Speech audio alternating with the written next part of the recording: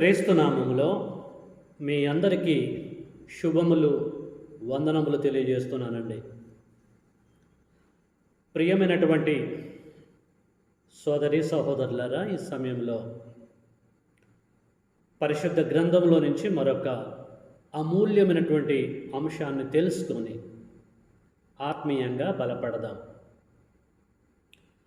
ఈ సమయంలో మనము తెలుసుకునేటువంటి అంశము క్రీస్తు మరలా వచ్చునా. మన అంశం అండి, క్రీస్తు మరలా వచ్చునా.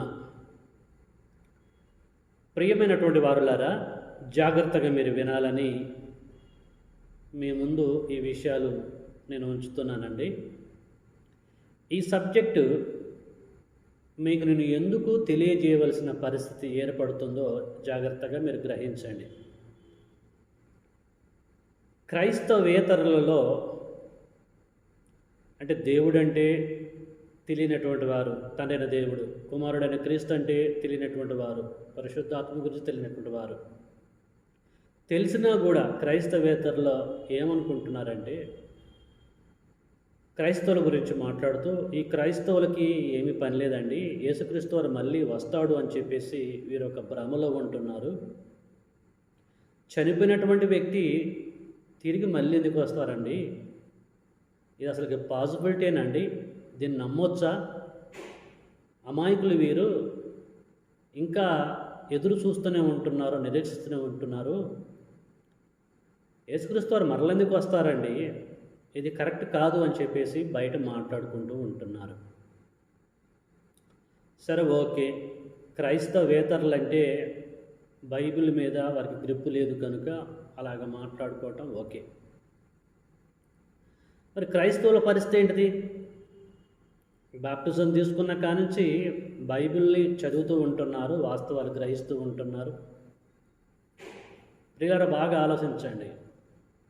క్రీస్తు మొదటి రాకడ మీద, రెండవ రాకడ మీద గ్రిప్పు ఉన్నప్పటికీ, వాస్తవాలు తెలిసినప్పుడు కూడా క్రైస్తవులలో కొద్దిమంది, అందరు కాదండి, కొద్దిమంది నామకార్థపు క్రైస్తవుల గురించి మాట్లాడుతున్నాను.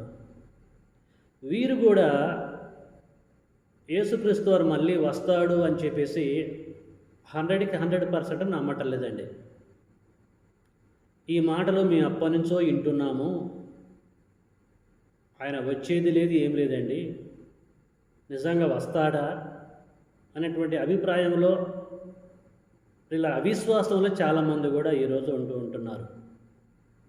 అంటే క్రైస్తవులలో కొద్దిమంది అండి, వీరు క్రీస్తు రెండవ రాకడ గురించి ప్రియులారా పూర్తిగా నమ్మటం లేదు, దాన్ని విశ్వసించటం లేదు.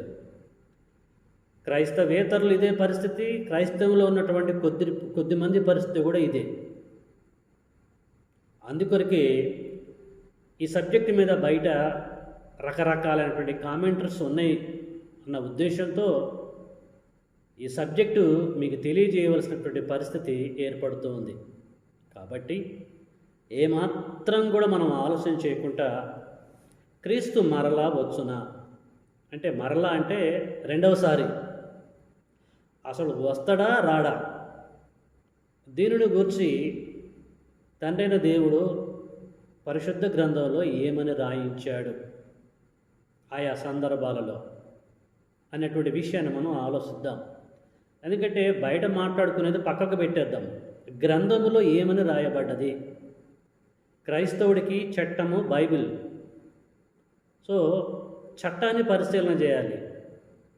ఈ చట్టములో లేక ఈ గ్రంథములో తండ్రైన దేవుడు ఏమని ప్రస్తావించాడు ఆయా సందర్భాలలో, యేసు యొక్క రెండవ రాకడను గూర్చి, మరలా వచ్చే దాని గూర్చి అనేటువంటి విషయాలు మనం చూద్దామండి. యేసు రెండవ రాకడను గురించి కొద్దిమంది ఏమని తెలియజేశారు?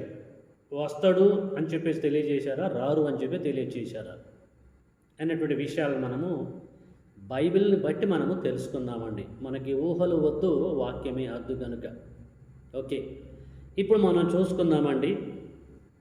ఈ సబ్జెక్ట్ నేను చెప్పాలంటే ఒక 2 రోజులు పట్టొచ్చు, 3 రోజులు పట్టొచ్చు, ఇంకా అనేక రోజులు పట్టొచ్చు. చాలా ఇన్ఫర్మేషన్ ఉంది. కానీ ఈ సమయంలో కొన్ని నిమిషాలు మాత్రమే ఈ సబ్జెక్టుకు సంబంధించిన సమాచారాన్ని మనం తెలుసుకుందాం. ఓకే, ముందుగా మనము యేసుక్రీస్తు వారి మాటల్లో నుంచే తాను బ్రతికి ఉన్నప్పుడు మొదటిసారి వచ్చినప్పుడు ఆయన రెండవ రాకడను గూర్చి ఏం మాట్లాడు అనేటువంటి విషయాన్ని ఆయన మాటల్లోనే మనము తెలుసుకుందాం. ఓకే, ఈ విషయం మనకి అర్థం కావాలంటే యోహాను సువార్త 14వ అధ్యాయము 1 నుంచి 3 వరకు నేను చదువుతున్నాను. జాగ్రత్తగా మీరు వినాలని ప్రేమతో కోరుతున్నాను. యోహాను సువార్త 14వ అధ్యాయం 1 నుంచి 3. మీ హృదయమును కలవరపడనీయకుడి, దేవుని యందు విశ్వాసముంచుచున్నారు, నా యందును విశ్వాసముంచుడి. నా తండ్రి ఇంట అనేక నివాసములు కలవు. లేని ఎడల మీతో చెప్పుదును, మీకు స్థలము సిద్ధపరచ వెళ్ళుచున్నాను. నేను వెళ్ళి మీకు స్థలము సిద్ధపరచిన ఎడల నేనుండు స్థలములో మీరును ఉండులాగున మరలా వచ్చి నా యొద్ద నుండుటకు మిమ్మల్ని తీసుకొని పోవుదును. చాలండి. యేసుక్రీస్తు వారు మొదటి శతాబ్దంలో తన శిష్యులకు తెలియజేస్తున్నటువంటి సందర్భం అండి. వారు కంగారు పడుతున్నప్పుడు, బాధపడుతున్నప్పుడు, ఆందోళన గురవుతున్నప్పుడు, యేసుక్రీస్తు వారు వెళ్ళిపోతే మా పరిస్థితి ఏందని ఆలోచిస్తున్నప్పుడు వారిని ఓదార్చుట కొరకు, వారిని బలపరచుట కొరకు తెలియజేసినటువంటి మాటలు. ప్రియులారా, ఇక్కడ ఏమంటుందంటే నేను మరలా వచ్చి అంటే రెండోసారి వచ్చి నా యొద్ద ఉండుటకు మిమ్మల్ని తీసుకొని పోవుదును. మరలా నేను వస్తానని చెప్పేసి అంటున్నాడు క్రీస్తు వారు. ప్రియులారా, ఈరోజు బైబిల్ గ్రంథంలో ఆధారాలు ఉన్నాయి. మనమేదో అనాలోచితంగా మాట్లాడటం కాదు, నమ్మటం కాదు, విశ్వసించటం కాదు. యేసు యొక్క మాటలను బట్టే మనం నమ్ముతూ ఉంటాము. మొదటి శతాబ్దం నుంచి ఇప్పటి వరకు శిష్యులకు తెలియజేశాడు యేసుక్రీస్తు వారు. మళ్ళీ నేను వస్తాను అని అన్నాడు. వస్తానని చెప్పేసి ఆయన చెప్పినటువంటి విషయం గ్రంథంలో ఉంది. కాబట్టి మనం ఏం చేయాలంటే యేసుక్రీస్తు వారు మరలా వస్తాడు అని చెప్పేసి కన్ఫర్మ్డ్గా నమ్మాలి. ఓకేనండి. క్రీస్తు మరలా వచ్చునా అని మనం ఆలోచిస్తే ప్రియులారా, వస్తాడని చెప్పేసి యేసుక్రీస్తు వారు చెప్పారు కనుక మనం కన్ఫర్మ్డ్గా నమ్మాలి. యేసు యొక్క మాటలను బట్టి. యేసుక్రీస్తు వారు అబద్ధం ఆడడు. నాలో పాపములు ఉన్నాయని, నాలో మిస్టేక్స్ ఉన్నాయని, నేను చెప్తున్నటువంటి బోధలో ఏమైనా తేడా ఉందని మీలో ఎవడైనా నిరూపించగలడా, చెప్పగలడని చెప్పేసి ఒప్పించాలని చేశాడు మొదటి శతాబ్దంలో. కాబట్టి యేసు పలికిన ప్రతి మాట ప్రియులారా అది కరెక్టు, అది నమ్మాలని చెప్పేసి మనము ఈ సమయంలో ఈ విషయాలు మనము గ్రహించాలని ప్రేమతో కోరుతూ ఉంటున్నాను. ఇంకా మనం ఆలోచిస్తే తన యొక్క రాకడను గూర్చి మరొక సందర్భంలో ఏం చెప్పాడో చూద్దాం. ప్రకటన గ్రంథానికి వెళ్దామండి.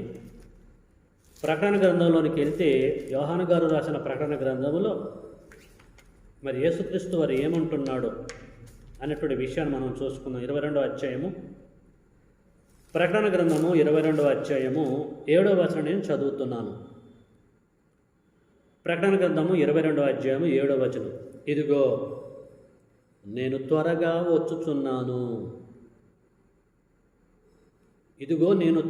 వచ్చుచున్నాను. ఈ గ్రంథములోని ప్రవచన వాక్యమును గైకొనువాడు ధన్యుడు. త్వరగా వచ్చేదెవరు? రెండవసారి వచ్చేదెవరు అంటే యేసుక్రీస్తుల వారు. అంటే తానే తెలియజేస్తున్నాడు, ఇదిగో నేను త్వరగా వచ్చుచున్నాను. శిష్యులకి ఏదైతే తెలియచేశాడో ప్రియులారా, అలాగే మరి మళ్ళీ మాట్లాడుతున్నట్టుగా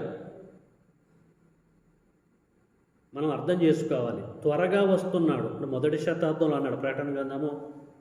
మరి క్రీస్తు శకము దాదాపు 100వ సంవత్సరం, 100 సంవత్సరాల లోపల ఇది రాయబడ్డది. 95 నుంచి 100 మధ్యలో రాయబడ్డదండి. అప్పుడే నేను మళ్ళీ వస్తున్నాను. ఎలాగ వస్తున్నాడు? త్వరగా వస్తున్నాను అని చెప్పేసి అన్నాడు.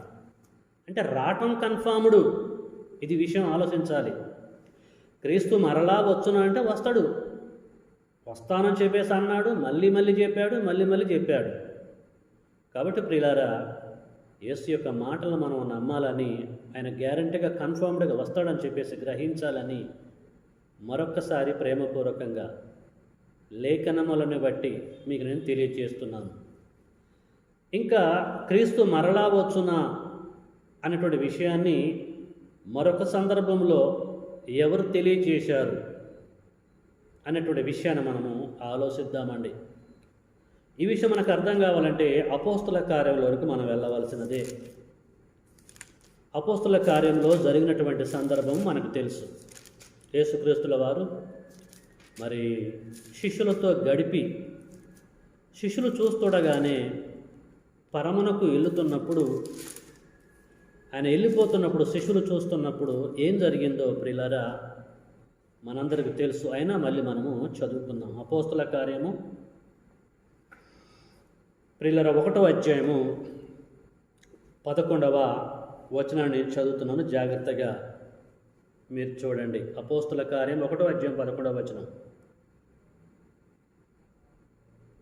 10వ వచనం కానీ చదివితే ఇంకా బాగుంటుంది. ఆయన వెళ్ళుచుండగా వారు ఆకాశం వైపు తేరి చూచుచుండిరి.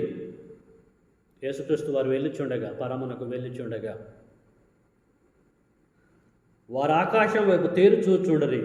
ఇదిగో తెల్లని వస్త్రములు ధరించుకొనిన 2 మనుష్యులు వారి యొద్ద నిలిచి, గలిలయ మనుషులారా, మీరెందుకు నిలిచి ఆకాశం వైపు చూచుచున్నారు? మీ యొద్ద నుండి పరలోకమునకు చేర్చుకొనబడిన ఈ యేసే ఏ రీతిగా పరలోకమునకు వెళ్ళుట మీరు చూచితురో ఆ రీతిగానే ఆయన తిరిగి వచ్చునని వారితో చెప్పిరి. ఎవరితో చెప్పిరి? 2 మనుషులు శిష్యులతో చెప్పిరి. ఎవరు ఇద్దరు మనుషులు అంటే వీరు దేవదూతలు. ప్రియులారా, జాగ్రత్తగా మీరు ఆలోచించాలని ప్రేమపూర్వకంగా మీకు నేను తెలియజేస్తూ ఉంటున్నాను. అంటే దేవదూతలు కూడా యేసు యొక్క 2వ రాకడని కన్ఫర్మ్ చేస్తున్నారు. యేసుక్రీస్తు వారు కన్ఫర్మ్ చేశాడు. ఒక్కసారి కాదు, 2 సార్లు, 3 సార్లు, 4 సార్లు కన్ఫర్మ్ చేశాడు. అనేక సార్లు కన్ఫర్మ్ చేశాడు. ఆయన 2వ రాకడను గురించి, ఆయన సెకండ్ కమింగ్ని గురించి, మరలా వచ్చే దాని గురించి. ఇక్కడ దేవదూతలు కూడా యేసు యొక్క సెకండ్ కమింగ్ని కన్ఫర్మ్ చేస్తున్నారు. అంటే మనము ఒక్కరు చెప్పేది ఎలాగ నమ్ముతామండి? 2-3 చెప్పాలి కదా, 2-3 సాక్ష్యమే సత్యం కదా అని ఒకవేళ మనం అనుకోవచ్చు. అది వాస్తవం అయితే ఇక్కడ దూతలు కూడా కన్ఫర్మ్ చేస్తున్నారు. కన్ఫర్మ్డ్గా ఆయన వస్తాడు, ఆయన చెప్పింది చేస్తాడు, చెప్పి చేయకుండా ఉండడు. ఆయన ఖచ్చితంగా ఎలాగ వెళ్తున్నాడో మీరు చూస్తున్నారు కదా, ఎలాగ వెళ్ళటము అలాగే ఆయన వస్తాడని చెప్పేసి కూడా ఇక్కడ దేవదూతలు కూడా ప్రియులారా ఇక్కడ శిష్యులకి, అక్కడ ఉన్నటువంటి మనుషులకి తెలియచేస్తున్నట్టుగా మనకి అర్థమైపోతూ ఉంటుంది. కాబట్టి క్రీస్తు మరలా వచ్చునా అని అంటే వస్తాడు అని చెప్పేసి మనం కన్ఫర్మ్ చేసుకుంటూ ఉంటున్నాము. బైబిల్ని బట్టి, ఊహలు కాదు. ఊహలు మనకు వద్దు, వాక్యమే మనకు వద్దు. కనుక వాక్యాన్ని మనము ధ్యానిస్తూ ఉంటున్నాం ఆయా సందర్భాలలో ఎవరెవరు తెలియచేశారనేది. ఇంకా మనం ఆలోచిస్తే అపోస్తులుడైనటువంటి పౌలు గారు కూడా దీని గురించి ఏం ప్రస్తావించాడు, యేసు యొక్క 2వ రాకడను గురించి ఏం ప్రస్తావించాడో మనం చూసుకుందామండి. తెస్సలోనికలో రాసినటువంటి మొదటి పత్రిక 5వ అధ్యాయము 23కి వెళ్దాం మనం. మొదటి తెస్సలోనికలో ఉన్నటువంటి సంఘమునకు పౌలు గారు, అపోస్తులుడైనటువంటి పౌలు గారు అనేకమైనటువంటి విషయాలు తెలియజేసి 5వ అధ్యాయము రాస్తూ యేసు యొక్క మరి రాకడను గూర్చి ఆయన వర్షంలో ఎలాగ తెలియజేస్తాడో మనం చూద్దామండి. మొదటి తెస్సలోనిక 5వ అధ్యాయము 23వ వచనం చదువుతున్నాను, జాగ్రత్తగా మీరు వినండి. సమాధానకర్తయగు దేవుడే మిమ్మును సంపూర్ణముగా పరిశుద్ధపరచునుగాక, మీ ఆత్మయు జీవమును శరీరమును మన ప్రభువైన యేసుక్రీస్తు రాకడయందు, యేసుక్రీస్తు రాకడయందు, ఏ రాకడయందు? 2వ రాకడయందు నిందారహితముగాను సంపూర్ణముగాను ఉండునట్లు కాపాడబడునుగాక. మిమ్మును పిలుసువాడు మిమ్మును పిలుచువాడు నమ్మదగినటువంటి వాడు, నమ్మకమైనటువంటి వాడు కనుక అలాగూ చేయము. ఈ మాటలలో ప్రియులారా మన సబ్జెక్టుకు సంబంధించినటువంటి ఒక వచనం కనపడుతుంది. ఏమంటాడు పౌలు గారు? యేసుక్రీస్తు రాకడయందు నిందారహితముగా ఉండాలి మీరు అని అంటున్నాడు. యేసుక్రీస్తు వారు వస్తాడు, మరలా వస్తాడు. ఆయన వచ్చినప్పుడు నిందారహితంగా మీరు ఉండాలి. తెస్సలోనికలో ఉన్న క్రీస్తు సంఘమా, ఆయన రావటం కన్ఫర్మ్డ్. ఆయన ఎప్పుడు వస్తాడో తెలియదు, కానీ రావటం కన్ఫర్మ్డ్. ఆయన వచ్చినప్పుడు మాత్రం మీరు నిందలు లేనటువంటి వారుగా మీరు ఉండాలి, నిందారహితులుగా ఉండాలని యేసు యొక్క రెండవ రాకడని, లేక క్రీస్తు యొక్క రెండవ రాకడని కన్ఫర్మ్ చేస్తున్నాడు, వస్తాడు అనని. మీకు అర్థమవుతుంది కదండి సబ్జెక్టు? మన సబ్జెక్ట్ ఏంటి? క్రీస్తు మరలా వచ్చునా, మరలా వస్తాడు అని చెప్పేసి యేసుక్రీస్తు వారు స్వయాన తెలియజేసిన మాటలు మనము ధ్యానించాం. దూతలు తెలియజేసిన విషయాన్ని మనం ధ్యానించాం. మరి అపోస్తలుడైనటువంటి పౌలు గారు తెలియజేసిన విషయాన్ని కూడా మనము తెలుసుకున్నాం. అంటే ఎలాగ కన్ఫర్మ్ అవుతుందో గ్రంథాన్ని బట్టి ప్రియులారా మనము తెలుసుకుంటున్నాం. ఇప్పుడు ఆలోచించాలి మీరు. బయట వారు మాట్లాడేది, చెప్పుకునేది మనం నమ్మాలనా, బైబిల్లో రాయబడ్డది మనం నమ్మాలనేది అది మీకే వదిలేస్తున్నాను. మీరే ఆలోచించాలని ప్రేమపూర్వకంగా మీకు నేను తెలియజేస్తున్నాను. ఇదే పౌలు గారు తిమోతికి కూడా ప్రియులారా పత్రిక రాస్తూ తన ప్రియ శిష్యుడైన ఆత్మీయ కుమారుడైనటువంటి తిమోతికి పౌలు గారు పత్రిక రాస్తూ 2 తిమోతి 4:1 కూడా ఏం తెలియజేస్తుండో మనం చూసుకుందాం. 4:1 అపోస్తలుడైన పౌలు తిమోతికి రాసిన 2వ పత్రిక 4:1 దేవుని ఎదుటను సజీవులకును మృతులకును తీర్పు తీర్చు క్రీస్తు ఎదుటను ఆయన ప్రత్యక్షత తోడు, ఆయన రాజ్యము తోడు నేను ఆనబెట్టి చెప్పినదేమనగా అని స్టార్ట్ చేశాడు. ఇక్కడ ఆయన ప్రత్యక్షత తోడు అని అంటున్నాడు. ఆయన యొక్క రాకడ తోడు, ఆయన మరలా వస్తాడు తోడు అని చెప్పేసి మాట్లాడుతూ ఉంటున్నాడు. ఆయన ప్రత్యక్షత తోడు. ప్రత్యక్షత అంటే కనిపించటం. ఆయనను మరలా మనం చూస్తాం. దాని మీద నా తోడు అని చెప్పేసి అంటూ ఉంటున్నాడు. ప్రమాణ యాత్ర చూశారా అండి? అది అనమాట. పుస్తకాల మీద ప్రమాణం చేయండి, బైబిల్ మీద ప్రమాణం చేయండి అని చెప్పేసి అంటారు చూస్తే రాగం. ఆయన ప్రత్యక్షత తోడు అని అంటున్నాడు. అంటే ప్రియులారా ఆయన యొక్క ప్రత్యక్షతను కూడా, ఆయన రెండవ రాకడిని కన్ఫర్మ్ చేస్తున్నట్టుగా ఈ లేఖనాన్ని బట్టి మనము అర్థం చేసుకోవాలి. ఈ సందర్భమే కాదండి, పౌలు గారు అనేక సందర్భాల్లో కూడా యేసు మరలా వస్తాడు, ఆయన ఎలాగ వస్తాడో ఆ రాకడిని గురించి కూడా బాగా ఎక్స్ప్లెయిన్ చేసినటువంటి సందర్భాలు చాలా ఉన్నాయి. నేను అన్నిటిని గురించి పరిశీలించడం లేదు, సమయం లేదు కనుక జస్ట్ ఓవరాల్గా నేను తెలియచేసుకుంటూ ముందుకు వెళ్తున్నాను. ఇవన్నీ కూడా మనకు తెలిసిన విషయాలే.